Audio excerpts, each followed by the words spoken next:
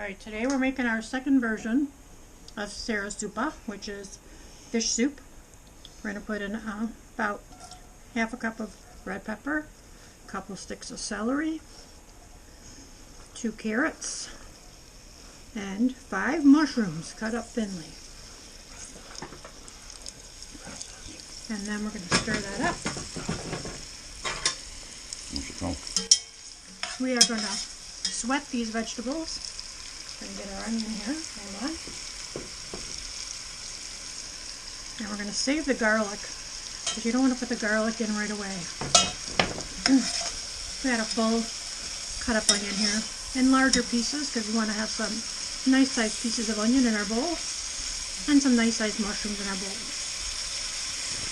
We're going to get those sweated up. It takes about 5 minutes. And then we'll add the garlic and the cabbage and move on.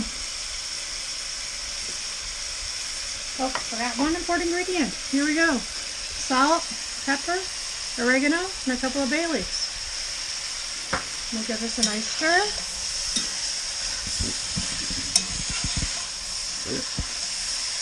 And then we will see you in a little bit. Alright, so we have our vegetables nicely sweated up and about 3 tablespoons of olive oil in our medium-sized kettle. Thank you, Miss Kenley. We are going to add our garlic. You don't want to put garlic in too early because you want that delicious aromatic flavor to be in your soup, and it'll all fry out if you cook it too early. Okay, we will. And then we're going to add a cup of chicken broth. 1 good cup of chicken broth. We're going to take our temperature down just a little. And then we have a full head of cabbage, which seems like a lot, but this does shrink down tremendously. Ouch, that was a little on my wrist. And then we'll put the cover on, and we'll let this simmer down for about another 15 minutes or so, so that it shrinks down a bit, and then we'll put our fish in. And that's why you need this size of a pot. It's a nice size Dutch oven, about 8 quarts. So that's it for now, and we'll be back with the fish in a little bit. We're going to keep it over medium heat just so it stays simmering until that cabbage is shrunk down a bit. This is going to be our fish that's going to go in. And here goes the cover. Okay, here we go. It's been about 15 minutes or so. Our cabbage has reduced considerably. We're going to give this a good stir. Doesn't that smell wonderful? It smells absolutely fabulous. Then we're going to lay our fish right across this, and the fish will steam for about 15 minutes. We'll come take him out, and this one doesn't have any bones, so it'll be nice and flaky. We'll set it on the side. We'll finish our soup base, which will take about another 20 minutes, and then our soup will be done. And we'll be back. And here we go. Our fish should be nicely done. Oh, and he looks just beautiful. We're going to take the fish out very carefully because we don't want him to fall apart. Thank you, Kenley. My little helper is here. And we're going to scoop it out and let it cool because we want to get nice big pieces of fish in each bowl. What's this, Grandma? That is the tomato. And we're going to put the tomato in next. There's a few flakes that fell in, but that's fine. Add more flavor to this wonderful broth that we have going on here. And now we're going to add the tomato broth. This is from our homegrown tomatoes that we grew last summer and we turned into tomato soup, and that's going in. We'll let this simmer for about 15-20 minutes on medium heat, and then we'll serve it up with some fish in each dish. And the vegetables will be reduced down pretty much. We did mince up all the carrots and celery so that they would cook up faster. But there you go. I'm going to give it a little taste, see if it needs any seasoning. And maybe I might need to add a little salt and pepper.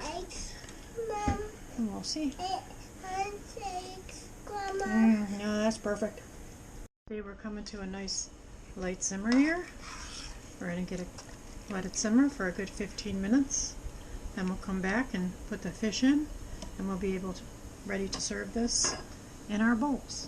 It took all about, total about 45 minutes to get the soup together, including cooking times. So, hope you enjoyed watching so far. Everything should be done. Our soup looks fantastic. It smells wonderful.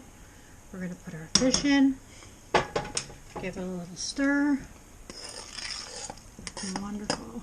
All in. And grab a bowl. Oh. Delicious soupa. Beautiful Psarasoupa. Lovely fish soup.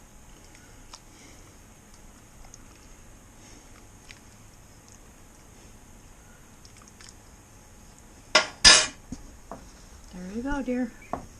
Time for dinner. And off. We turn it off, and off we go. We're done. All right, the haddock fish is in the soup, and I call it haddock soup. It's this is what I call it. The wife calls it some Greek name there. I don't really care to use it, but doesn't matter to me. So you seen how this was made, and it's delicious. I know it's delicious. I got 2 pieces of bread. I get better taste it on camera. Red hot, delicious. Oh, absolutely delicious. Just enough mushrooms, onions. The cabbage really shows through. Great to dip some nice Italian bread, French bread, whatever it is, into the soup and enjoy it. So this version's pretty good. Made with our homemade tomatoes that we grew. They were plum tomatoes, and I believe we got about, I don't know, a few bags of that left, and some chili down there I got too. So until next time, we'll just experiment with the soup. It's good. I might add a little bit more fish to it next time, maybe even some scallops. Why wouldn't I? The wife don't like them, that's why I wouldn't. So otherwise, I'm going to sit back and enjoy a bowl of soup. The wife's having a bowl of soup. And we're going to get our great-grandchild here, hopefully, to have a bowl. But she's pretty picky on what she eats. So until next time, stay thirsty and not so hungry. Hope everybody's not hungry.